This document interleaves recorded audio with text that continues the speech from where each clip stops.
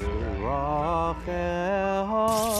it was within God's purposes that the Jewish people should have a home back. There are some, of course, who will say that God has finished with Israel. Wars and rumors of wars. These are the birth pains of global change. In doing so, they opened the way for the restoration of the Jewish people to their ancient homeland. Did God reject his people? By no means. Romans 11, verse 1. That the destiny of Britain was actually to be the restorer of Israel, the Cyrus nation in the sovereign purposes of God. Prepare your hearts to receive the blessing of the Cyrus call. Shalom and welcome to CrossTalk. My name is Randy Weiss. I'm a Jewish believer in a Jewish Messiah. His name is Jesus. As I like to often say, Jesus is Lord, and he was such a nice Jewish boy. Now that may sound funny, but it is a historic truth. Jesus and his disciples were Jewish. They read Jewish literature and spoke a Jewish language. Their audience was Jewish, and the only Bible they had was the Jewish Bible. Remember, the New Testament church did not have a New Testament. They read the Jewish scriptures and believed the Jewish prophets who foretold that God would both send the Messiah and restore the children of Israel to the biblical land of promise. Now, through this television series produced in partnership with the Hatikva Film Trust, we want you to rejoice in the fulfillment of that promised restoration of the Jewish people to the land of Israel. Our past, present, and future has always been in the hands and the heart of God. But the situation in modern Israel has been impacted by modern nations, such as Great Britain. God made an irrevocable promise to the children of Israel. The proof will be clearly seen in the Cyrus call. I spoke to Sir Edward Grey today about the future of Palestine. In the course of our talk, I said that now that Turkey had thrown herself into the European war, and that it was probable that her empire would be broken up, the question of the future control of Palestine was likely to arise. The jealousies of the great European powers would make it difficult to allot the country to any one of them. Perhaps the opportunity might arise for the fulfillment of the ancient aspiration of the Jewish people and the restoration there of a Jewish state.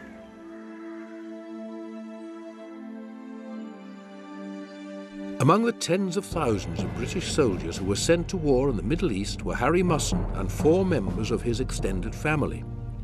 He volunteered with his 4 cousins for the great adventure, as they thought. You know, they were part of this great British Empire. In those days, half the world was painted red, as you know, and he was going and to keep it that way.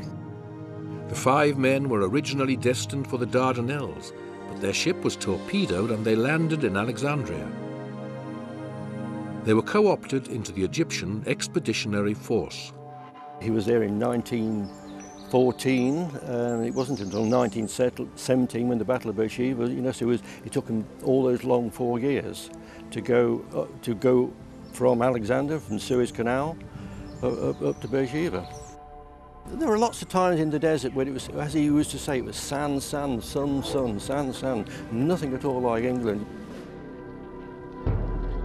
While young British, Australian and New Zealand soldiers known as Anzacs fought and died at Gallipoli and in the Sinai, Arab leaders, notably Emir Sharif Hussein of Arabia, were seeking to establish a large independent Arab empire in the event of the collapse of the Turkish Empire. An approach was made to the British High Commissioner in Egypt, Sir Henry McMahon, which resulted in correspondence sometimes referred to as the Hussein-McMahon Agreement. First, the deal with Sharif Hussein had no legal validity. It was just only exchange of letters. In order to make it legally valid, you have to make a contract, you have to make a deal, you have to make an agreement by both parties. Here was just an exchange of letters without inconclusive correspondence, and more disagreements than agreements actually. Hussein himself has to postpone the whole matter until after the war, assuming probably by then he'll get a better reward. So it was actually a matter which was inconclusive and without legal validity. Second, the Arabs themselves, the same Farouki and al-Misri, they themselves excluded Palestine and Syria from Arab demands. What for them was important, was the Syria interior, the 4 Arab cities, joined territorially through area which is called Jordan today, to Hejaz, the pilgrimage way, the Hejaz railway.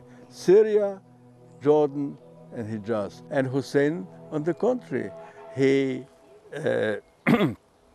in his statements, even after the Balfour Declaration, considered Palestine was a Jewish country. And the Arabs would benefit from a Jewish settlement. Israel was always intended to be a Jewish nation. Even the Arab states understood this fact. It was the promise of God and the plan of Great Britain through the Balfour Declaration. The Cyrus call continues in just a moment.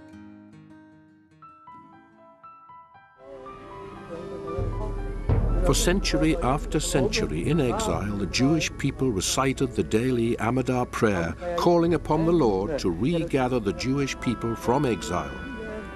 And one prayer every year at Passover, next year in Jerusalem. The whole Bible shows that God has a special affection for Israel. The final gathering of the Jewish nation from the 4 quarters will emerge from centuries of political obscurity. Britain's Cyrus role to pave the way for the restoration of the Jews to the Promised Land had begun. That the destiny of Britain was actually to be the restorer of Israel, the Cyrus nation in the sovereign purposes of God.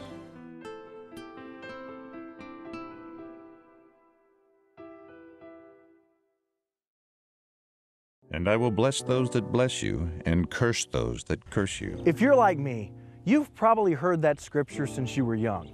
But one might ask, what does this really look like? Well, there are 2 ways that you can bless Israel in a very tangible way. One of those ways is to go. The other way is to plant trees. You see, Israel is a modern miracle in the desert of the Middle East because believers like us plant trees. So I'll ask, do you want to bless Israel? For every $25 contribution that you make, we're going to plant a tree in your name, and we'll send you a certificate that you can hang on the wall and display proudly that you're standing with and you have blessed Israel. So give me a call at 1-800-688-3422 or visit us on the web at crosstalk.org. Let us know how many trees you want to plant.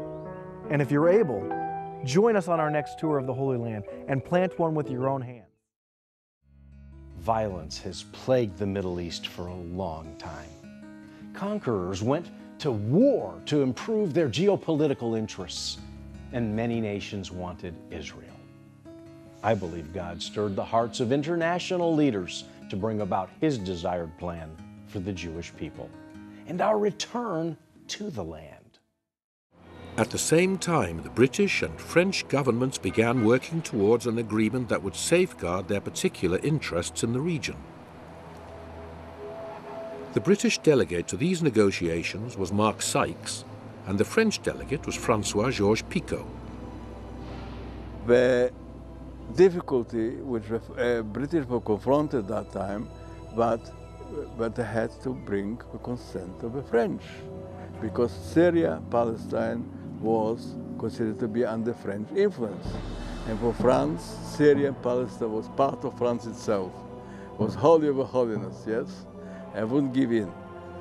But in fact, what was written there was more than the Arabs expected themselves, a recognition of Arab independence.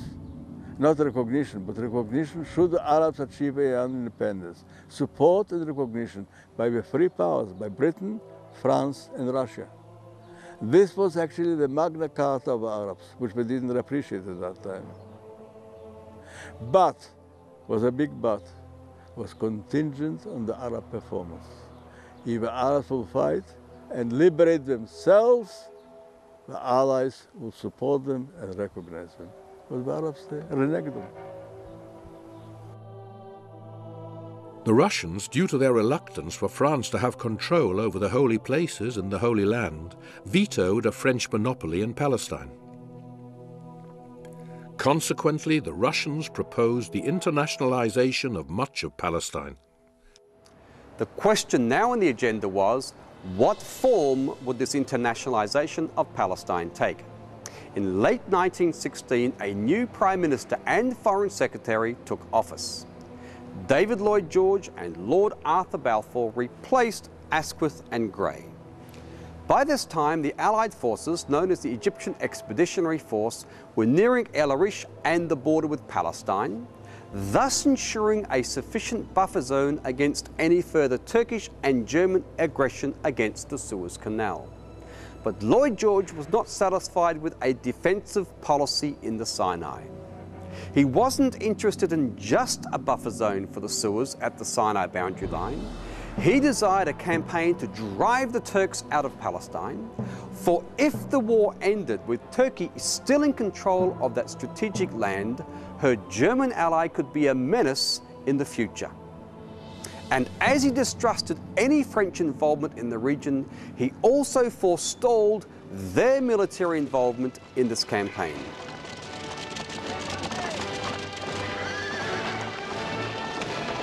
Harry Musson and his four cousins were among the many thousands of troops that pushed northwards into Palestine. Dad was in yeomanry and he was doing a lot of reconnaissance, and it was, so he was very much in the lead and hunting out, see where the enemies lay and what have you. And they were approaching Gaza. They were being shelled. In March and April of 1917, 2 attempts were made to capture the strategic location of Gaza from the Turks. Both of the assaults ended in failure, with many thousands of British and Anzac casualties. A new commander was needed. General Edmund Allenby was appointed. We have records of General Bouvoir de Lille in London meeting Allenby, and in it there's a conversation recorded, which my father's recorded in one of his published books, of General Bouvoir de Lille saying to Allenby, you're going to make it to Jerusalem by the end of 1917, because Allenby had said it was a rotten task to take on because of the failures thus far with the forces out there. Bouvoir de Lille says to Allenby, you've got it made, because Henry Grattan Guinness's writings refer to 1917 as a time when Jerusalem will be liberated so that the Gentiles no longer hold control and the Jews can return. Meanwhile, the British government was hard at work on a plan to provide a satisfactory political solution once Palestine had been captured from the Turks. In other words, the internationalization component would have to match their geopolitical objectives. The government invited the Zionist leadership to submit a formal proposal.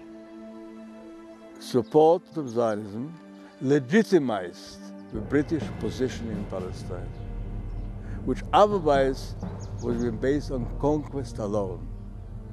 And this would have been inadmissible to allies and short-lived. On July the 18th, Lord Rothschild, representing the Zionist organization, submitted an official letter outlining a Zionist proposal for a Jewish homeland in what was then Turkish Palestine. The whole scheme would be fruitless unless 3 things happened. Firstly, the military had to gain a victory on the ground and actually capture Palestine. Secondly, the Zionists' proposal fitted with Britain's imperial plans. And thirdly, the other interested parties, the French, the Russians, the Vatican, the Italians, and especially the American President Woodrow Wilson, would have to agree.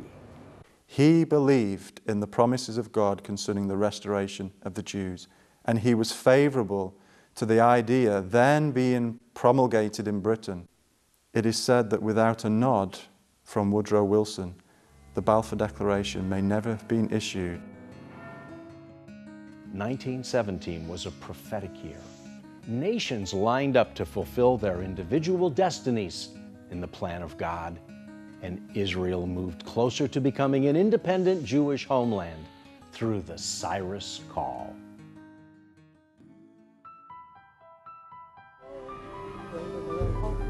For century after century in exile, the Jewish people recited the daily Amidah prayer, calling upon the Lord to regather the Jewish people from exile. And one prayer every year at Passover, next year in Jerusalem. The whole Bible shows that God has a special affection for Israel. The final gathering of the Jewish nation from the four quarters will emerge from centuries of political obscurity. Britain's Cyrus role to pave the way for the restoration of the Jews to the Promised Land had begun. That the destiny of Britain was actually to be the restorer of Israel, the Cyrus nation in the sovereign purposes of God.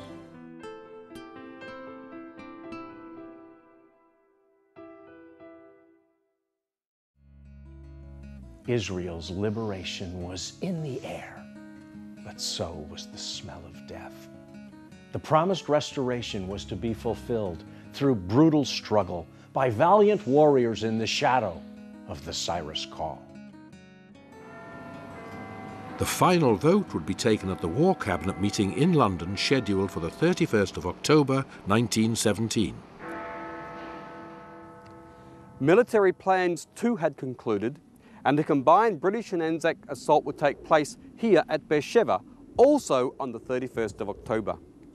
This would be the crucial military assault.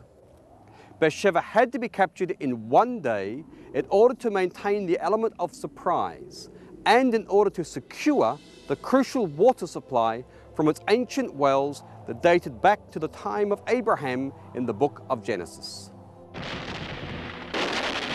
Early in the morning of October the 31st, 1917, the British infantry attacked and later gained their objectives.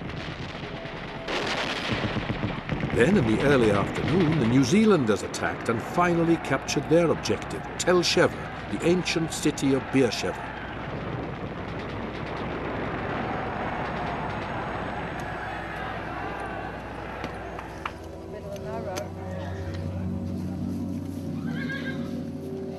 Late in the afternoon, before the sun set, 800 soldiers of the Australian 4th Light Horse Brigade moved out from some hills to the east of Beersheba and charged in at the Turkish trenches, won the positions and captured Beersheba. It was one of the finest military victories in the modern period.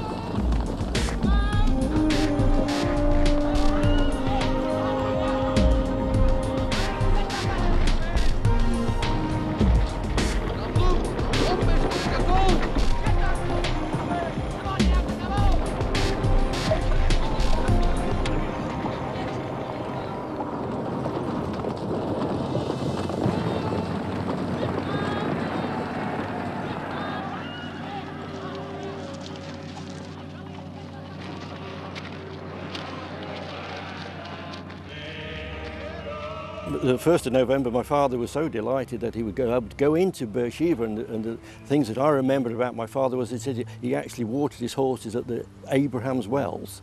And from the biblical point of view, every one of these stages had a biblical significance to him, and it was a great privilege to be there in many ways. This is the Holy Land, and he was very aware that he was taking part in something very significant.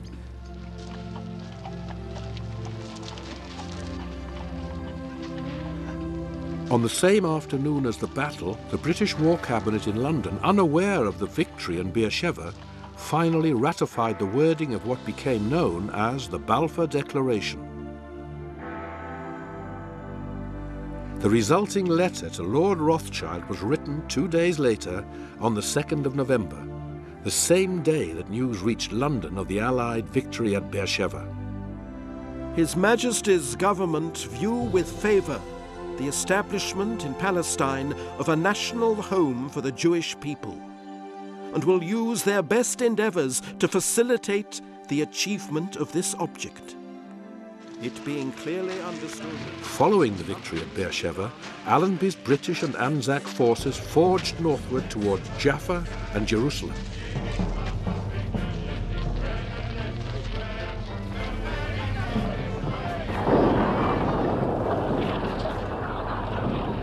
Many British infantry lost their lives on the outskirts of the Holy City. After fierce fighting, especially in this place here called Nebi Samuel, in which hundreds of British infantry, Scotch soldiers and English soldiers died, and also due to poor weather, it was decided to have a break in the fighting and for reinforcements to come in, and the fighting was only renewed in the early part of December of 1917. As the troops headed towards Jerusalem, down the valley and heading up the hill in the direction of the ancient city of Jerusalem.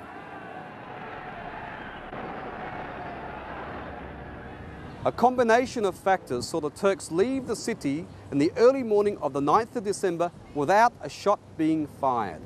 While the 53rd Welsh Division and the Western Australians moved up from the south, the Arab mayor of Jerusalem offered the initial surrender of the Holy City to 2 low-ranking British soldiers of the London 60th Division right here.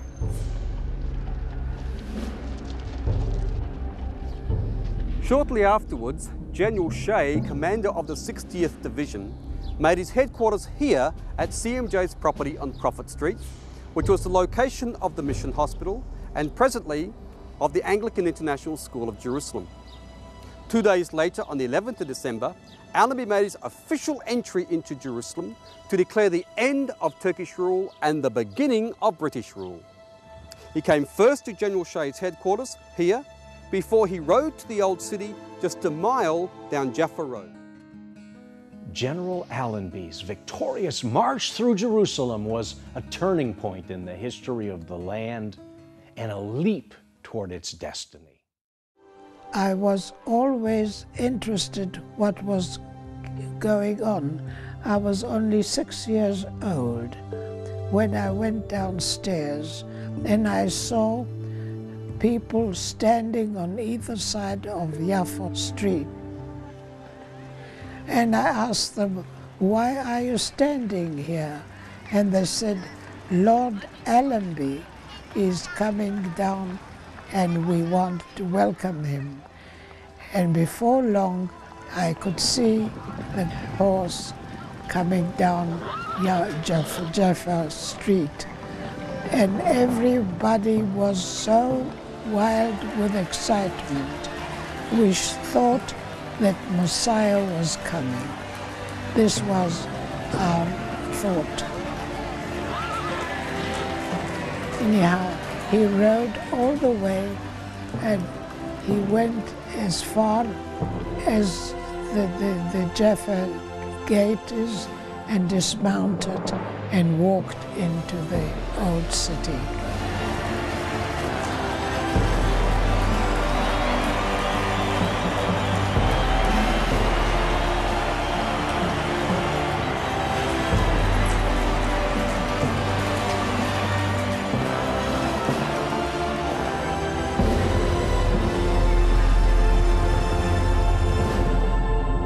The entrance of General Allenby and the forces of the Egyptian Expeditionary Force into Jerusalem on the 11th of December 1917, during the time of the Jewish festival of Hanukkah, really was the fulfillment of that expectancy, that dream within British Christian circles for some 300 years for the restoration of the Jewish people to the land of Israel.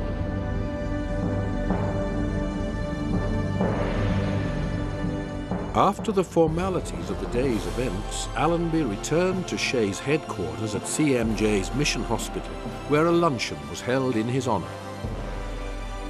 Among those present was T.E. Lawrence, better known as Lawrence of Arabia. Lawrence records in his book, The 7 Pillars of Wisdom, what happened. For me, the ceremony at the Jaffa Gate was the supreme moment of the war. Shamefaced with triumph, which was not so much triumph as homage by Allenby to the mastering spirit of the place, we drove back here to Shays headquarters.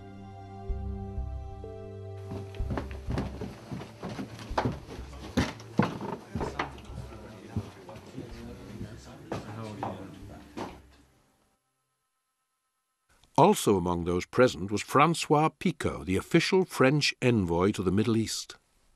Gentlemen. Aides pushed about and from baskets drew a lunch, which was varied, elaborate and succulent.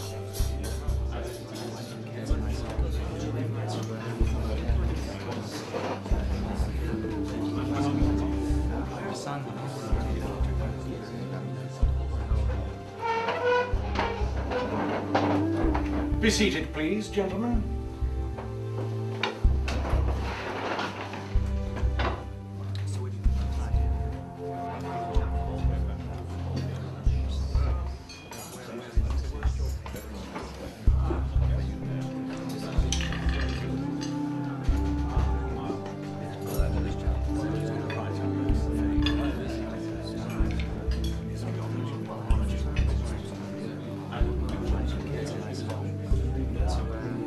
The conviviality was shattered by Monsieur Picot, the French political representative, allowed by Allenby to march in the entry, who said in his fluting voice, "Tomorrow, my dear General, I will take the necessary steps to set up a civil government in this town."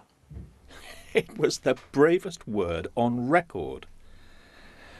A silence followed, as when they opened the seventh seal in heaven.